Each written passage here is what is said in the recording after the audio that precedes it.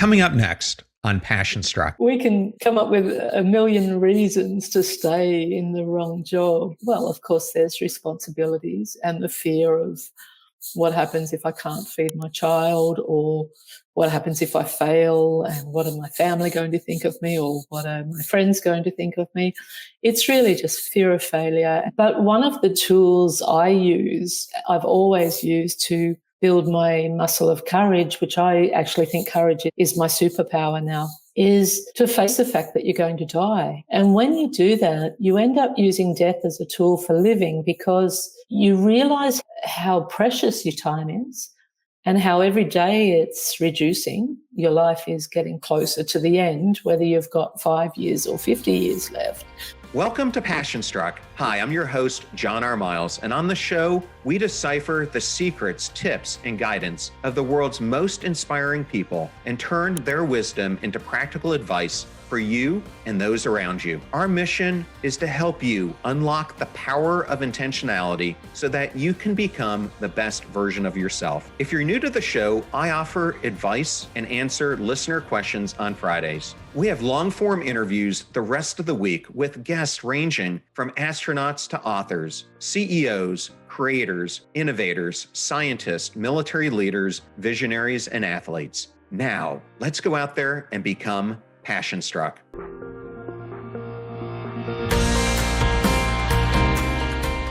I am absolutely honored and thrilled to have Bronnie Ware on Passion Struck. Welcome, Bronnie. Thank you, John. It's a pleasure to be here. Thank you. I have been wanting to have you on this show for such a long time. You have had 2 amazing books over the years, but before we get into either of those, I wanted to explore your earlier background so that the audience has a bit to go from. So your career path took you from banking, and I was telling you before that I was involved with Australia. I worked for Lend-Lease, and when I Okay. was there, we still owned MLC before they sold it. But then you sold photographs, you were in hospitality, etc., and you did all this before you found your calling. How did those early struggles and a principle that I've read you like to use around starting small influence your path to success? I think the pain of being in the wrong job gave me the courage to keep going. So they influenced it in that way, definitely. But also, I think as a creative person, having a background really helps me be efficient running my business and being an author, because I don't think I'm the best author on the planet, the best nature photographer on the planet, but I have my act together. And there's a lot of brilliant creative types that never get their work outside of their lounge room because they just don't have it together in a business sense. So I'm always grateful for that, and for those 15 years in the banking industry. And I think that every role we do plays a part in the next one. I think all of them are preparing us in one way or another for the next role. I liked some of the experiences that I read about with you being on islands, and I lived in Key West, so I absolutely know what it's like to be on island time.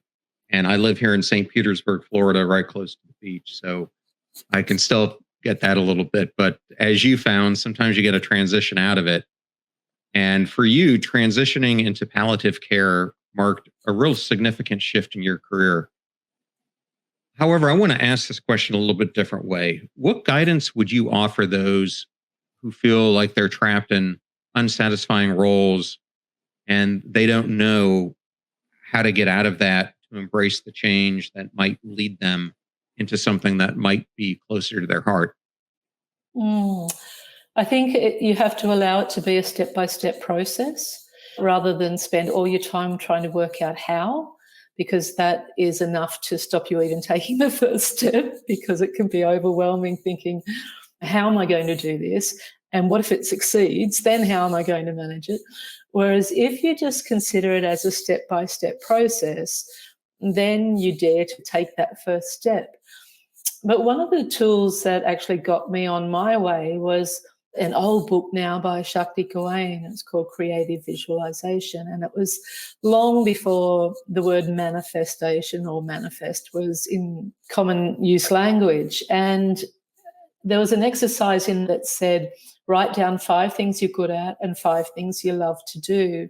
And that's what I did. And that's what helped me realize, even though I was still in banking then, I was quite a young bank manager. I realized I was a creative person, but I wanted to work with heart. Like, I loved being connected to people, but I was a creative person. So I had things that landed in both columns, and that really helped me define my way forward. And so even though it took a lot of years to actually start making an income creatively, I realized that I had to start taking the steps to do that.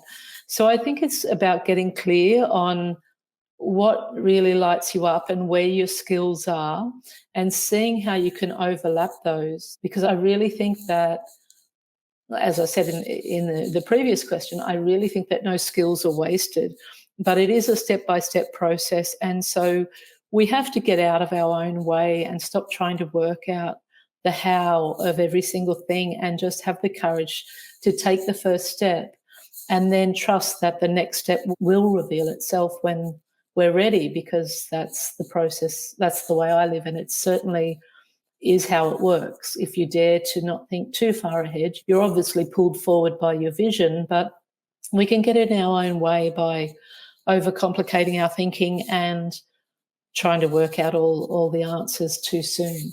So I just think, get clear on what lights you up, get clear on what you're good at, find a way to overlap those, and then what is a step that you can do right now, and or prepare for and then do, and that will at least get you on your way.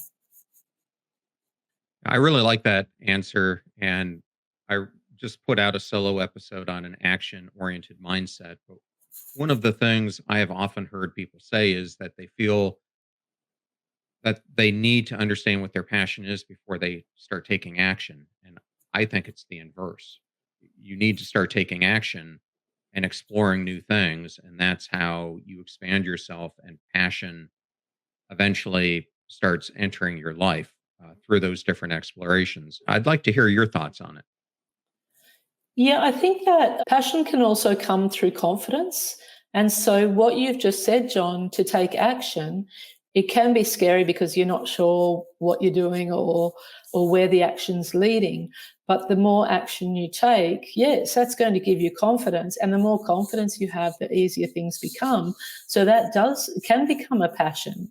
And I think for me, it was definitely working out what my passions were and then taking action. But I've also learnt that if you put too much pressure on the things you're passionate about, they can lose their passion. And so I think that it's probably finding that dance in the middle, or that balance in the middle of taking action. And yeah, I do think that passion can come through confidence, and that can only come through taking action. So let's meet in the middle on that one. Well, I think it's interesting because people get really perplexed when they're not finding that passion, that inner drive for what they feel like they should be doing. But I like to remind people that if you look at notable figures like Brad Pitt and Abraham Lincoln, I'll just use those two as examples. Brad Pitt, long before he was an actor, was actually a limo driver. And then he was actually wearing a chicken suit at a fast food restaurant and doing odd jobs. And I think it was this struggle that he was going through that kind of convinced him to start taking some acting classes, which then led down the path to where he is now. And Abraham Lincoln, I think people remember him for the last years of his life, but for 80 to 85% of his life, he was going from odd job to odd job, even describing himself as a piece of driftwood, just bouncing off the shores because he had no direction in life. But then when they both found it, you see how they double down, similar to you, and their life just explodes in fulfillment and success. So Any thoughts on those two examples or other ones that you've seen that are similar to those? I think they're common examples in the sense that most successful people have to spend a lot of time working out what they don't want before they work out what they do. And so when I left the banking industry, I went and worked on a tropical island for 2 years. But I also wrote in my application letter that I was willing to do anything because I knew that I just couldn't be happy in banking. I'd given it all the best I could. And so I was willing to take on any job just to give myself some thinking time and to get myself out of the secure banking career that everyone said I should have stayed in. And that was a fantastic time. From that, I ended up talking my way into volunteering and talking my way into the cocktail bar. So I became really confident working behind a bar. That got me work overseas, which then, surprisingly, led me to, once I had the confidence to travel overseas as a backpacker, because I had all those skills from the island, which was Dunk Island, a beautiful island up on the Great Barrier Reef in Australia. Those hospitality skills gave me the confidence to go backpacking overseas. And it was through that time that I then and took a live-in job as a carer. And so that led to my full career, to looking after dying people, which then enabled me to also involve my passion of writing and being a messenger for something more important than just trying to sell insurance to people banking their paycheck in the banks. And so I think we have to trust that all of those roles that may seem mundane or seem like the wrong jobs, at least they're giving us time to clarify the way forward. And so at least they give you a way out of what you don't want. And it's okay as long as you don't see it as a failure, as long as you just see it as a stepping stone. Then there's no such thing as failure anyway. It's all just learning and part of the journey of life. I agree with what happened with Brad Pitt and Abraham Lincoln, and it happened to me as well, that I stepped out of that life that was expected of me, the banking career, and I went and washed dishes, and it was hard work. It was really greasy washing up and commercial kitchen in the tropics, with like full-on tropics with no air conditioning.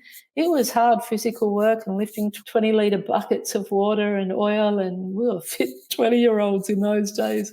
Oh my goodness.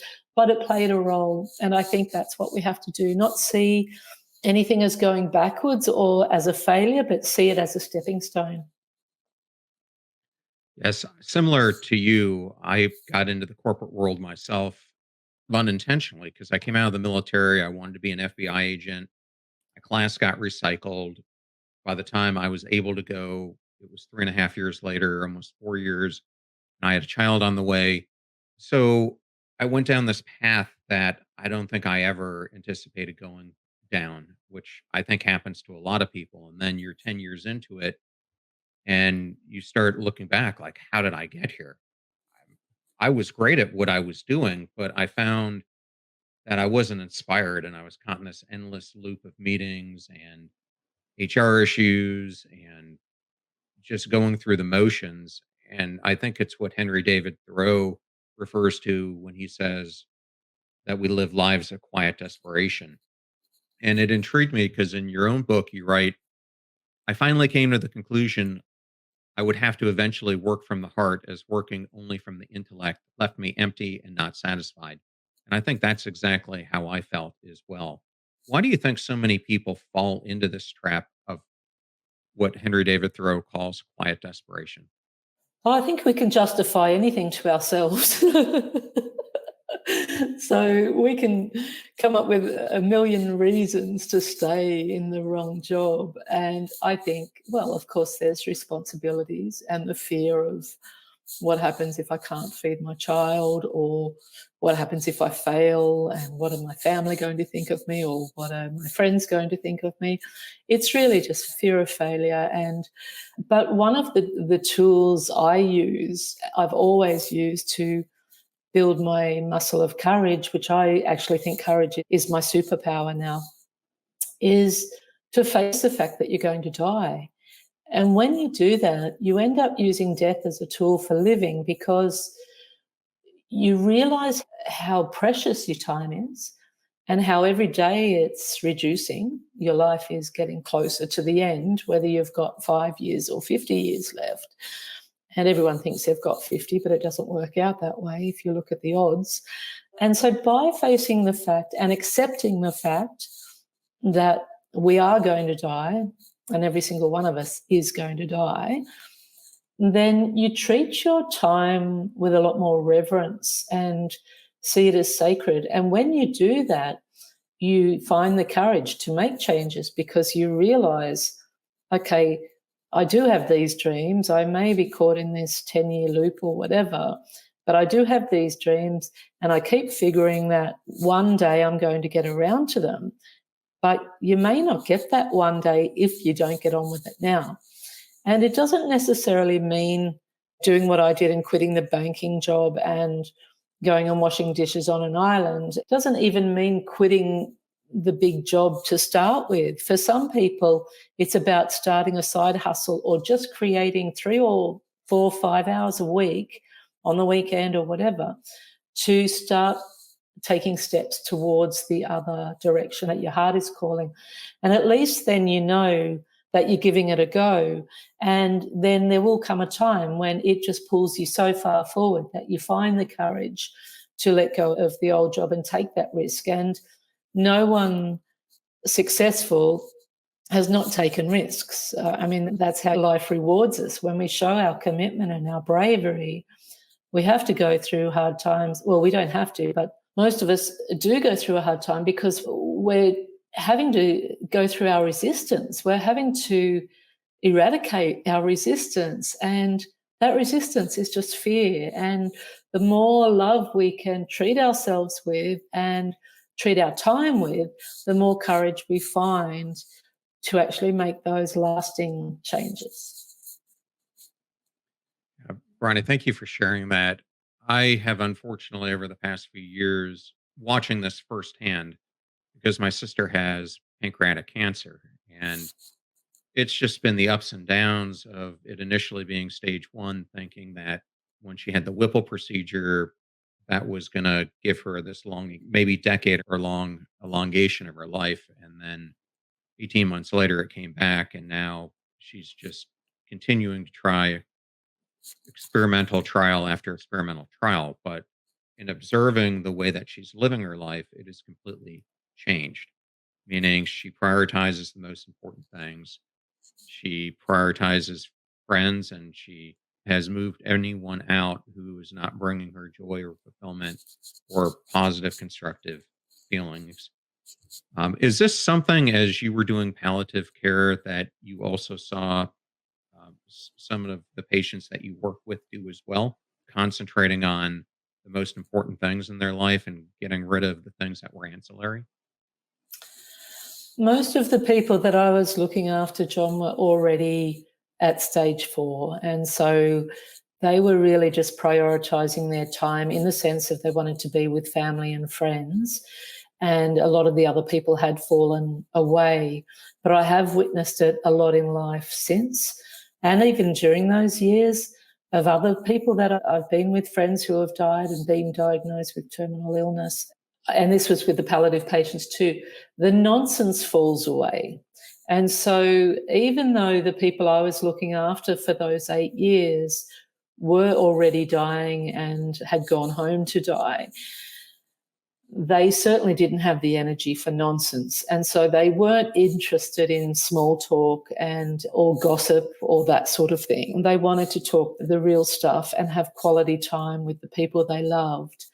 But then like I say, I've also had quite a few friends who have died, and that's the moment that they are diagnosed with any sort of potentially terminal illness, and some have died and some have not, and they're still going years later. They do absolutely exercise their priorities. They just say, what am I doing? And it's such a sad part of society, really, that it has to come to that before people take the courage to make the changes, because society sort of dictates that all these other things are important, but those things, when you're looking at life from a real perspective, a lot of those things like career status and stuff like that, they're shallow. They're so irrelevant on the soul's journey and on the big picture. So it does take that, and that unless we can face the fact that we're going to die before we're diagnosed with illness, and then we find the courage to make those changes. But even facing the fact that you're going to die before you're diagnosed with an illness, even that takes courage, and most people don't want to talk about the word death in any way whatsoever. You would love the work that my friend Scott Simon is doing. He started a movement called Scare Your Soul in a book on the same name. But what he really encourages his community to do is every week do a boundary expanding challenge that just makes you think differently about how you're approaching your life. And I do think courage is so important to being the fuel along with our intrinsic motivation that makes us take action to do things in different ways. So I wanted to just go into the book a little bit before I explore some other topics. But for those who are listening or watching, I'm holding up the book, The Five Regrets of the Dying, which Bronnie is most well known for. It's sold over 1 million copies now. And if I have my math, it's been translated into about 40 different languages. As I understand it, this came out of your work in palliative care, but not only that, many of the patients that you worked with asked that you share aspects of their life and their regrets and to pass it on. Is that kind of the correct understanding of some of the background behind it? That's right. Yes. Yeah. It was people realizing the importance of their mistakes and saying, please tell other people this, because I guess they wanted to leave some sort of legacy of importance, but proper significance, not just a legacy of financial significance for their family or whatever. But yeah, there were a few patients that said, please don't let this anguish of mine and this lesson of mine be one that you make and that other people make. Please pass this on. And I just realized that I was being called to be the messenger for these regrets, and or for regrets in general. And I guess from my perspective, witnessing their utter heartache and anguish is what gave me the courage to then honor those requests and write about it and pass it on, because I'm the messenger. I'm not the one who was lying on my deathbed with that anguish and pain. So, yeah, it was horrific to see what had happened. And your friend's right, scare your soul, because the only way we're not going to have regrets is to get scared and get on with it. Because if we don't want to be scared and we want to avoid fear, well, two things will happen. We'll stay in our comfort zone, which means we won't grow. But the other thing is life will throw us unexpected curveballs, because you can't avoid your growth either way. You can't avoid it. So isn't it better to at least take some steps and get on with it and have a chance to see your dreams realized, rather than be thrown a curveball and then think, holy dooly, how am I going to deal with this? As I was researching you, I found that you and I had a couple things in common. I just published my first book, and I love how your story would call you an instant success, yet it was 14 years or so before you actually Yeah. wrote the book. But what you and I, in addition to that length of time, what you and I both had in common is people see the book now and they think that the path to publishing it was an easy one. And what they don't know is all the rejections that I faced, even to get an agent. And once I got an agent, it was like every publisher in the world was turning me down, which was one of the most humility driving exercises I've ever been through. And I understand you were rejected yourself, if I have the number correct, by like 25 or 28 different publishers. Yeah, 25 times. Yeah. I've come to two sort of conclusions on that. And one is that by being rejected, we get to show life our commitment. We either quit or we keep going. And I think there does come a time, if we're going to really go for what we want, we have to prove our commitment. And so those rejections, they can be heartbreaking and certainly a lesson in humility. But they're also just one person's opinion or one team's opinion, and publishing is a business. So publishers need to, that's all it is. It's a business to make money, and I love my publishers, but it's not a friendship, it's a business agreement. And so they need to see that you're a good investment. And so often, one of the reasons I was rejected, and this is through a publisher in Australia who I came to know the woman later, and she said, we don't have any space in our catalogue for a book about death. And I said, well, it's more about life than death. And she said, no, we couldn't market this. And my publisher in Australia, Hay House, but the director of Hay House Australia, he's friends with that woman and he loves to wind her up all the time about it. And so she was just coming at it from a business perspective, saying it's not going to fit in our catalogue. And Hay House rejected it. My main publisher, they were one of the 25 rejections. And so maybe my proposal wasn't clear enough for them to see. But either way, I just thought, okay, well, I've been an independent singer-songwriter along the way as well. I'll be an independent author. And so I put the book out independently. And then in the same 24 hours as I was becoming a mum and I was in labour, my article about the 5 regrets just went crazy. And then the book it had already been going crazy. And then the book got mentioned in a major UK newspaper, and I was doing interviews while in labour, and within 24 hours of my daughter being born, I was offered a deal with Hay House, and my book went on to become, and Hay House is the global leader in personal growth books, and my book became the fastest foreign rights seller in Hay House history.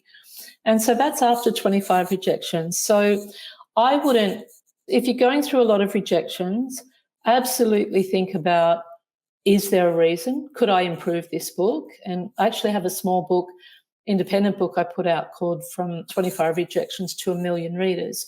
And what I do say in that is that, be honest with yourself, could your book be improved? And I think that 5 Regrets could have been improved in the format it was, and it's since been improved. There's a second edition. That yellow cover you have is the second edition, which is an improvement on the first. But beyond that, if it's the best that you can do at the time, then that's the best you can do. And so keep in mind, it's not personal, it is a business. And if your book's meant to get out there, and if you can show life the commitment, you'll find a way, even if it's self-publishing, which is no longer a category of failure like it was back in my day. If you self-published, half the bookstores didn't even want to publish your book. Whereas a lot of published authors are now choosing to self-publish because the technology has advanced so far, and there's plenty of great ways to self-publish and make some really substantial income from it. So a lot of people are actually choosing to self-publish now. So it really is a matter of perspective and how you want to frame the rejections. It may not fit one particular publisher or 25 publishers or whatever, but that does not mean there's not an audience for it, because clearly I've proved that wrong. Yes, Hay House is one of my favorite publishing houses. And I mean, I just look at you, Gabby Bernstein. I mean, so many of their authors are just incredible. I saw that they were acquired not too long ago by Penguin Random House, which will give them Yes. a larger footprint as well. And they just put out a great book by Jamie Kern Lima, which is skyrocketing as well. So I unfortunately, not only did I not get rejected, I didn't get a response at all from Hay House. So I don't know which one is worse, but I always feel like if it's meant to be, it's meant to be, and the time will come. And I just keep working it. Yeah, I can see you still taking it personally there, John, but please don't. I mean, there's a million reasons you may not have heard back, and it's probably got nothing to do with the quality of your book. The company was in a transition.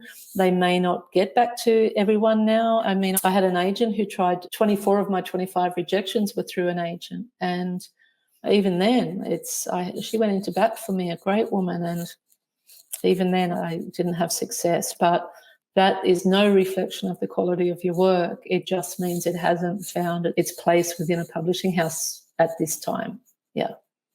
No, I mean, you're bringing up something very important. They're very concerned about your overall platform because I think the thing that people don't understand is in the publishing business, the author is the one who has to do all the legwork to get the book out there. And most of the houses are completely downsizing their promotional staffs unless you're one of their top 5% authors and you're Susan Cain Mm. or Dan Pink, they'll support you. But other than that, almost every author I know is having to get their own publicity team to help support it. So I don't take it personally. And the more I learn about the industry, it Mm. was just shocking for me to go through the process. Sure, especially when you create a work of art and everything. I'll just quickly tell you, do you know Wayne Dyer's story about him getting published? He was rejected, and so he did a tour with his boot full of books and went all over America and went into all the bookstores and said, "Do you have Wayne Dyer's book?" And this is before the internet, so they couldn't look up that it was him. And they're like, "No." And he's like, "Oh, it's a fantastic book. Like, you really should order it in. Can you order it in?" And it's something along these lines. And so they'd order it in and he'd go and buy them all, which would then make them order more. And so he ended up having this boot full of books that he started giving out to fans when they would write in and say, "Well, your second or third book has changed my life." He would send them a copy of those first books that he had bought himself just to get the book noticed by booksellers. So then they would order enough. And once they were ordering enough, then obviously that leads to publishing and all sorts of things. He had a huge career in book publishing. So he actually just did the legwork and went and appeared in all these bookshops and asked for his book. And when they didn't have it, they'd order it. He'd buy them all and say, "It's such a good book. I'm buying it all for my friends." And so then the bookstore would order more copies in for the customers. I love the story of Robin Sharma too, who I think he had self-published the book, or it was a very small publishing house that did it, and it wasn't selling at all. And he happened to be in the bookstore signing copies of it when a gentleman came in and asked him about the book, and he started to talk to him about it. And it was his book, something about the Ferrari. And I Yeah. think he's with Hachette or Harper, but whoever it was, the president of the publisher. And it just happened to be the right timing, and off it went. Yeah, there's a lot in readiness and timing, but it also comes back to what you said before about taking action. So he was out there taking action, signing books. If he was sitting at home not taking action, he wouldn't have got that opportunity. Well, you're absolutely correct about that. And I want to go down this path a little bit about taking action because one of the main things that I talk about in the show is the power of choice. And so much of our life is dictated, I think all our life is, by the choices we make. And it's the small, what I call micro choices that end up determining the path of our lives. And I believe you share the same viewpoint. Can you discuss your thoughts on it? Yeah, absolutely. It all comes down to choice. We're completely on the same page there. Because every choice we make, whether we want to spend time with a friend who's going to bring us down or whether we're going to go and hang out with a group of people that will leave us inspired, that's going to shape how our day turns out. That's going to shape how our energy levels are. That's going to shape how we show up at home. That's going to shape how we sleep. That's going to shape how we wake up the next morning. Every single choice we make has an on-flow effect, has a ripple effect, and I completely agree with you. Every choice, big or small, and we think that the big ones are the ones that actually shape our lives, but it's the everyday, well, what you just said about the micro and macro ones, that it's those small choices that build up over time that shape our lives. It's got very little to do with the huge choices because it's those small choices that lead us into readiness for the big choices anyway. Yeah, I refer to them as the choices we make and the transition points in life because a lot of people do think it's the big things that really make the most, and it's not. It's these things that happen along the transitions between the big ones. And the way I liken it is when I was in the military and we were going on an operation, oftentimes when we faced the biggest issues on an op, it wasn't in the heat of the op itself. It was either going to or coming back from it. when you're either a little bit off guard or you're thinking so far ahead, you're not in the moment at that time. And that's when you get caught off guard. And I think so oftentimes we look forward to the big things that we don't think about the incremental steps that we're taking on along the way to get there and being intentional about it. Yeah, and it's not just the choices, it's the moments as well. A lot of life can be lived for these big moments, but the big moments are probably 5 or 6 big moments in your life. And so a lot of people are striving for those big moments and making all their choices for these big things. And they're missing life in the process because life is happening now and it's in the small moments and the small choices. And the more present you can be, the more mindful you can be about life right now, then the more you're actually going to enjoy your life as it's unfolding and not end up at the end and think, oh, I missed my life. I've got a lot of regrets here. And so it's those small choices, but it's also the small moments that make life rich. Bronnie, before I ask you this next question, I wanted to understand if you were familiar with the work of psychologist Tom Gilovich. No. So, Tom is a Cornell University psychologist. He's now in his 70s. And after your book came out, he and his team interviewed thousands and thousands of people who were in their, I guess you could say, third component of life. Let's just say they were 60 and up. And they ended up asking them about the biggest regrets they had in life. And what's interesting to me is their research coincided with your book in many ways. And the number one regret, which came up 76% of the time, was that it wasn't the mistakes that people made in life that haunted them. It was the what ifs, the should haves.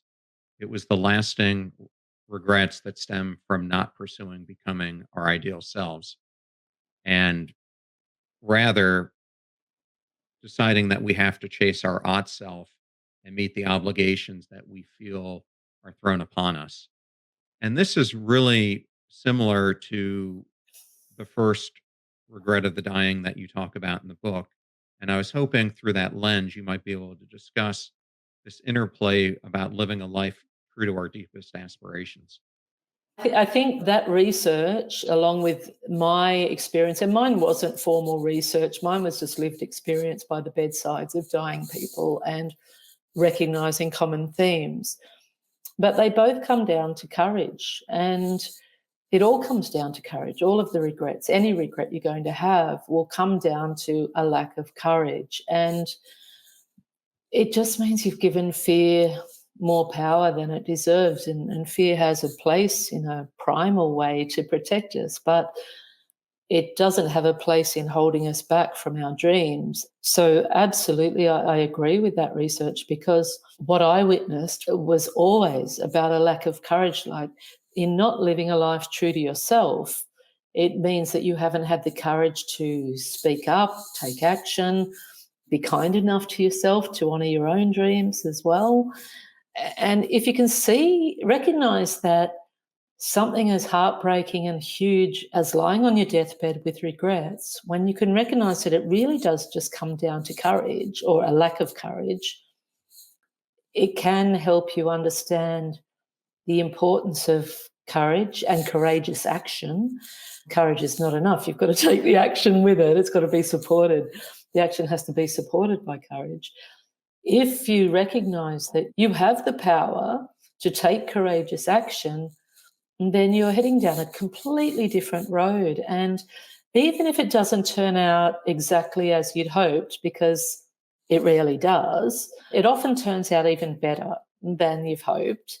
And the things you learn about yourself on the way just turn you into such a more powerful person and more grounded in your sense of self. And that in itself is a massive reward for courage, to know yourself on that level and know your potential and know that even if things scare you, you're still going to get on with it because each act of courage has rewarded you with that sense of self and the satisfaction that you had a go. And I think that as ever expanding beings, we'll probably never see every single dream realized, Also, some people are happy with one or two big dreams and then they've ticked off their list and they're fine with that.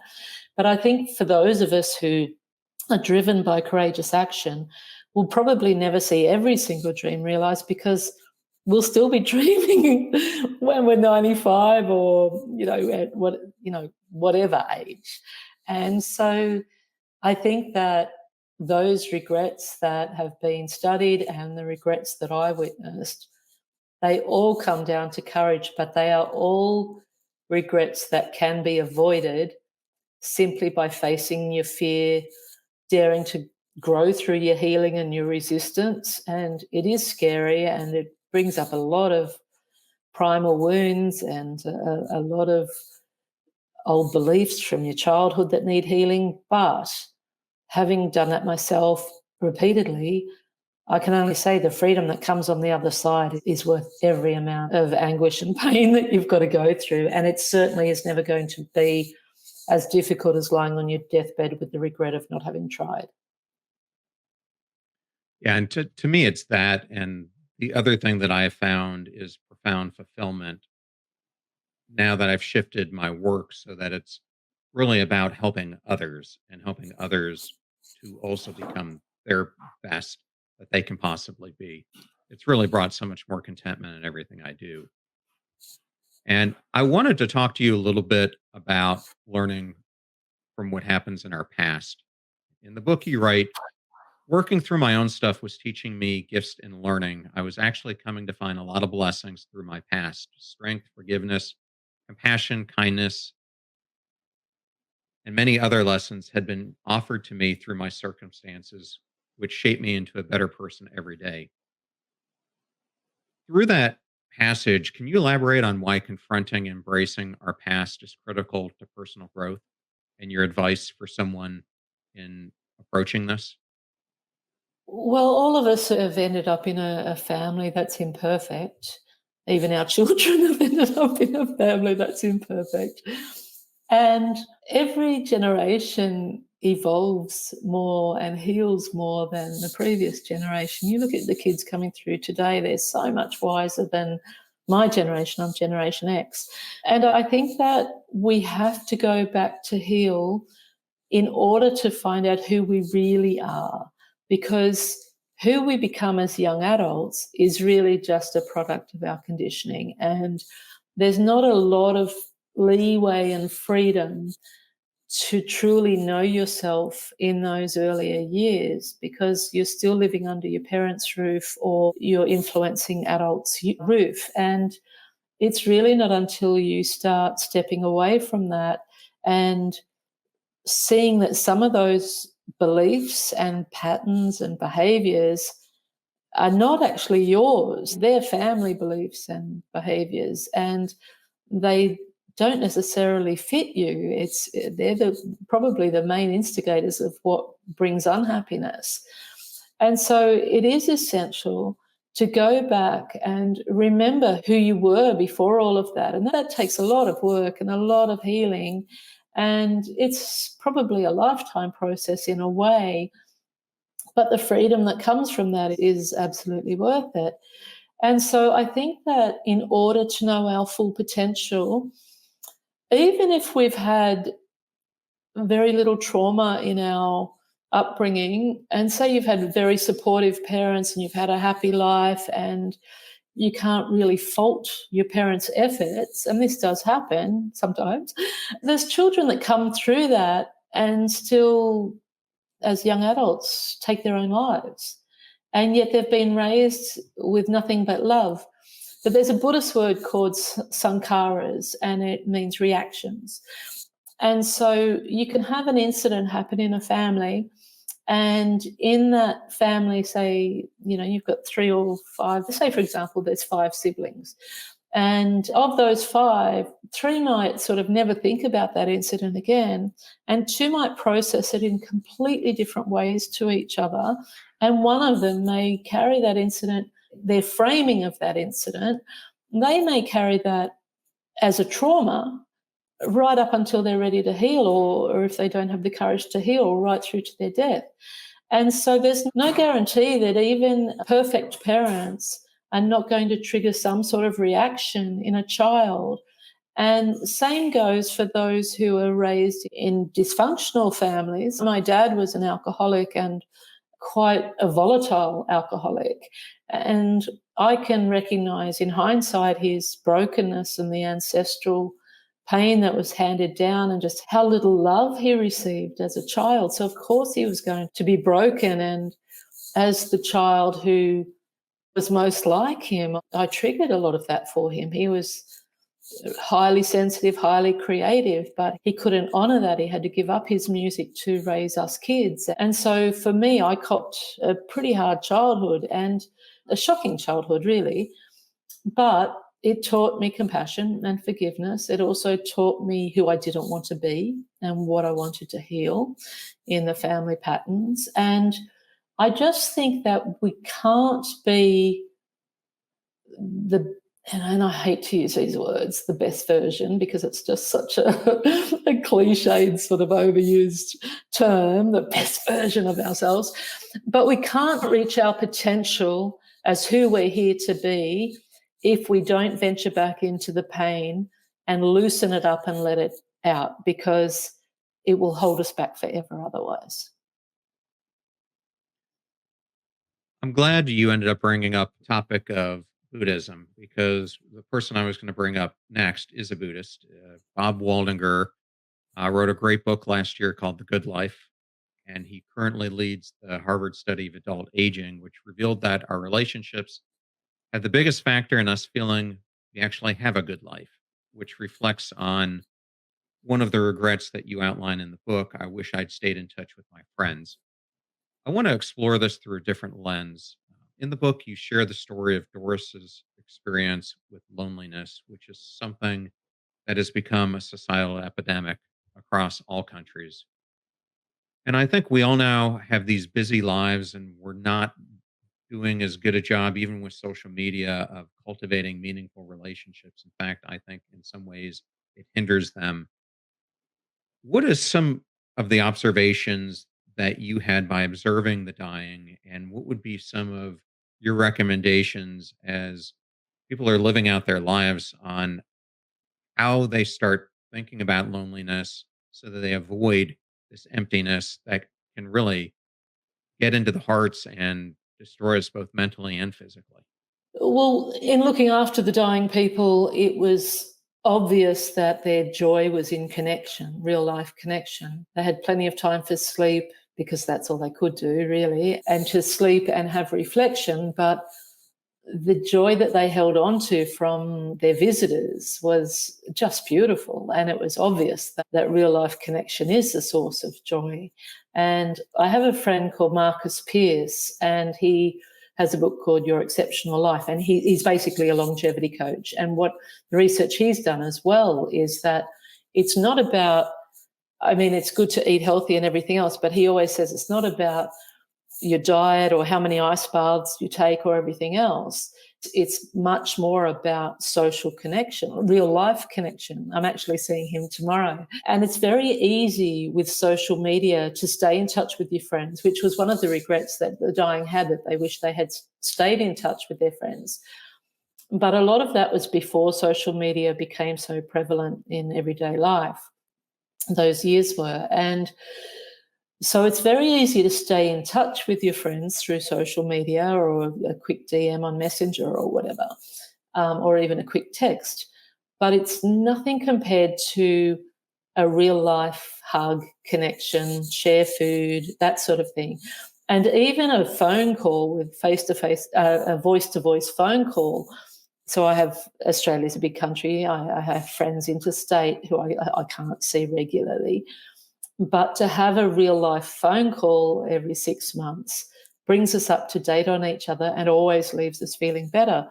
So I think that in terms of a quality life and to address loneliness, we actually need to get off social media more. And social media is positive in a lot of ways. I've made real life friendships through connections initially made on social media, and it brings your community to you, and there's a lot of positives. But none will ever be as beautiful as real life connection. And so if someone's going through loneliness, it's probably the worst time to feel like getting out, because when you are lonely, you just are not in the mood for socializing, or you're not always capable of socializing. But that's where you have to have the courage and push through that resistance. And it may mean joining a club or forming a book club that meets in person once a month or something like that, reconnecting with old friends, joining a sports club or a walking group. It does. There's always opportunities and there's always excuses, but you either live in the excuses or you push through the fear and say, I'm worth more than this. I want to have a laugh today, or I want to smile, or I want to have a conversation with a stranger today, and just find a way to make that happen, whether it's a shop assistant who serves you or however it has to happen. Push through that fear. And it is scary putting yourself out there, especially if you've been lonely for a long time and isolated for a long time. But I mean, it affects health on so many levels. The proper research is showing that loneliness isn't just about breaking your own heart. It affects your health on so many levels. And so for our well-being, but also for our reverence of this gift of life we've got, it's really important to get out socially and connect with people. And it's okay if some of those people are not your people. They play the role they're meant to, but there are good people wanting to meet other good people out there. And so it's our job to make sure we're out there to do that. And Bronnie, before I get into these other questions, do you have time for two more questions? Sure, absolutely, John. Okay. It's a nice conversation. I'm enjoying it. Bronnie, I wanted to jump into your newer book, Bloom. And unfortunately, I can't share it because I bought a Kindle version of it. But one of the things you really go into it discussing is our upper limit capacity. And I think we all have this internal thermostat that regulates the amount of love, success, creativity, what have you, that we permit ourselves to experience. And often when we surpass this set point, which is often dictated by what you talked about earlier with your father, things that happen in our past, we end up self sabotaging ourselves. Can you explain from your perspective why we do this and how it ends up affecting our growth and our happiness? I think sabotage is a primal thing. It comes down to our sense of belonging and our need for belonging. And so if we outgrow the family dynamic or dare to step outside of the family dynamic, we risk losing that sense of belonging. Even if that sense of belonging was never that nurturing, there's something primal within us that needs to find the sense of belonging. And so, yeah, as I write about in Bloom, that when my daughter was born, so I was really blessed. I conceived naturally at 44 and became a first-time mum at 45. Healthy pregnancy, healthy baby. My child's father and I separated during that pregnancy, during that time. But I was blessed with a beautiful baby. In the 24 hours that she was born, I was offered the international publishing deal with Hay House. So they were two hugely wonderful things to happen. Within a week of that, I was also diagnosed with rheumatoid arthritis. And so you could look at that and just say, oh, well, you're unlucky. You pushed your health a bit far. You're too old to become a mum, whatever.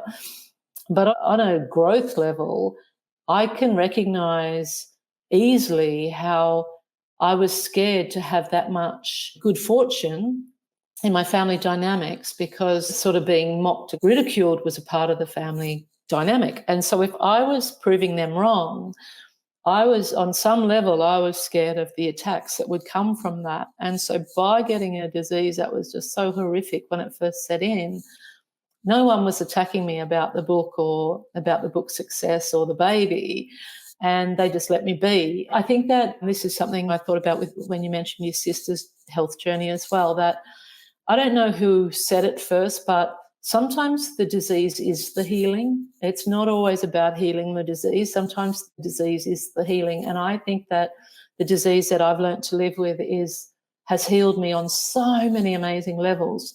But I do believe that we sabotage ourselves often unconsciously, and probably 99% of the time unconsciously, because why would we do it otherwise? We do it because of a sense of belonging and that need for approval and to be loved within our family unit or within our social tribe, and we don't want to outgrow that. But we have to outgrow it all, because otherwise we're going to be held back and we're never going to know not only our potential, but we're never truly going to know ourselves as who we are. Yeah. Well, no, I agree with you. And I read yours, and then I also read Gay Hendricks' book, which I have here, called The Big Yeah. Leap. That's fantastic. And That's a life changer. Yeah. and in it, he writes that the upper limit problem cannot be resolved through conventional problem solving methods, such as acquiring new information. Instead, it requires a focused awareness, something that I call conscious engagement, to uncover and address the false foundation supporting it. Do you concur with what he says? Yeah, I do. I think that it's all well and good to say, I'm going to get through this. I am going to break through this upper limit and jump into that bigger fishbowl, bigger gold fishbowl, as his book cover shows. But it's not just a matter of saying it or a conscious thing like, okay, I'm going to do it, and you just do it. It takes healing. It takes massive healing. And so we can choose it consciously, but the work we have to do to break through that upper limit is really tapping into the unconscious and healing that. Yeah. Well, Bronnie, I so appreciate you being here today. Can you share with the audience how, if they want to learn more about you, obviously I'll put the books in the show notes. What other ways can they connect with you? Well, Bronnie Ware is my mothership. So it's Bonnie with an R in it, Bronnie, and then Ware, and like warehouse, WARE, bronnieware.com. And I also write a weekly story on Substack, which is Life and Wonder with Bronnie Ware. But there's links via bronnieware.com. I'm on social media. I have a bit of a vlog for a wild acreage that I bought and put a tiny home on, and I'm all over the place, but not hugely. I don't have, for the level of publicity my books have, I don't have a huge presence on social media because it's never been my priority. I value my audience, but I also value my time and my life. And so I spend much more time offline than on. Yeah. Bronnie, thank you so much for being here. It was such an amazing honor, and I'm so glad we can bring this episode to our audience. Thank you, John. You're a lovely host, and I've really enjoyed this conversation. Thank you. What an incredible honor that was to interview Bronnie Ware on Passion Struck, someone I've wanted on this show for such a long time. You're about to hear a preview of the Passion Struck podcast interview that I did with Jerry Hussey, Ireland's premier peak performance coach. In this inspiring episode of Passion Struck, Jerry shares his journey from preparing Olympic athletes on the world stage to writing his acclaimed books, Awaken Your Power Within and The Freedom Within. His insights into self-discovery and the art of living fully are not just for elite athletes, but anyone who's looking to overcome adversity and to harness their infinite potential. I want you to ask yourself a question. Are you living life from a place of fear or a place of love? And now that you see the way you're living your lifestyle, the style in which you're living your life, ask yourself if nothing changes. If you continue to live your life the way you're living, if you continue to eat the food you're eating, if you continue to say the things to yourself that you say yourself, if you continue in the same way, what does that look like in 15 to 20 years' time? What does it look like in gut health? What does it look like in mental health? What does it look like in relationship? And if that's a picture that inspires you and makes you very happy, fantastic, change nothing. If it's not a picture, the good news is tiny changes every day can change that picture completely. Remember that we rise by lifting others, so share the show with those that you love and care about. And if you know someone who could use the inspiration that Bronnie shared on today's episode, then definitely share it with someone that you care about. In the meantime, do your best to apply what you hear on the show so that you can live what you listen. Until next time, go out there and become passion struck.